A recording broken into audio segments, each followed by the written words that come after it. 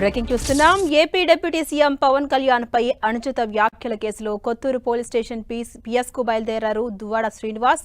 కనిపించకుండా పోయారు. ఇంటి నుంచి బయలుదేరి 2 గంటలైనా పిఎస్ కు చేరుకోలేదు.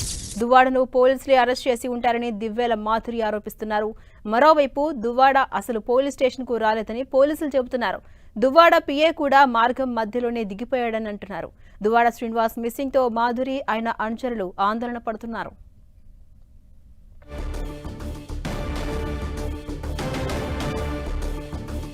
ఇదే అంశంపై మరింత సమాచారం మా ప్రతినిధి బాలు అందిస్తారు. Balu, AP deputy CM Pawan Kalyan పై అనుచిత వ్యాఖ్యల కేసులో కొత్తూరు పోలీస్ స్టేషన్ పిఎస్ కు బయలుదేరిన దువ్వాడ శ్రీనివాస్ కనిపించట్లేదు. పోలీసులే అరెస్ట్ చేశారు. ఆయన పిఏ కూడా మార్గం మధ్యలోనే దిగిపోయారంటూ మాధురి ఆరోపిస్తున్నారు. అప్డేట్స్ ఏంటి బాలు? ఝాన్సీ, దువ్వాడ ఎమ్మెల్సీ దువ్వాడ వివాదం రోజుకో మలుపు తిరుగుతుంది.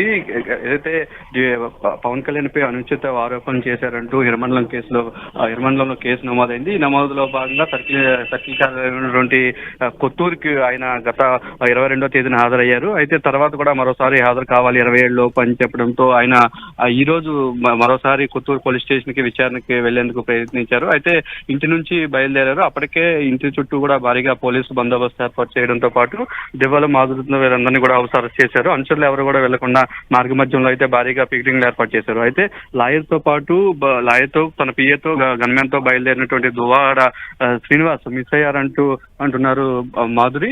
ఇక్కడ నుంచి బయలుదేరిన తర్వాత మార్గ మధ్యంలోనే దువ్వాడ తన ఎవరైతే పోలీసులు ఓన్లీ ఇద్దరిని రమ్మన్నారని చెప్పి మిగిలిన వారందరినీ కూడా దించేశారు. తను ఒక్కడే వెళ్లారు. అయితే మార్గ మధ్యలో అక్కడ నుంచి కాంటాక్ట్ లో లేరు ప్రస్తుతానికి. అయితే దీనిపై పోలీసులే అరెస్ట్ చేశారు అంటున్న అనుమానం అయితే ఆమె వ్యక్తం చేస్తున్న పరిస్థితి అయితే ఉంది. అయితే మరోవైపు అయితే కొత్తూరు పోలీసులు అయితే దువ్వాడ శ్రీనివాస్ సార్ వస్తారంటూ ఇప్పటికీ వెయిట్ చేస్తున్నారు. దానికి సంబంధించి అక్కడ చెకింగ్స్ అయితే మధ్యలో పోస్టులు పెట్టి కూడా చెకింగ్స్ చేస్తున్న పరిస్థితి. ఈ నేపథ్యంలో ప్రస్తుతానికైతే దువ్వాడ శ్రీనివాస్ మిస్సింగ్ వ్యవహారం అయితే కలకలం రేపుతుంది.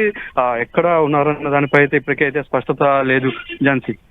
అంటే బాలు, అటు పిఎస్ కి కూడా పోలీసులు రాలేదు అని చెప్తున్నారు, కానీ పోలీసులపై ఆరోపణలు చేస్తున్నారు దివ్వేల మాధురి. మరి ఈ విషయంలో పోలీసుల నెక్స్ట్ స్టెప్ ఎలా ఉండిపోతుంది?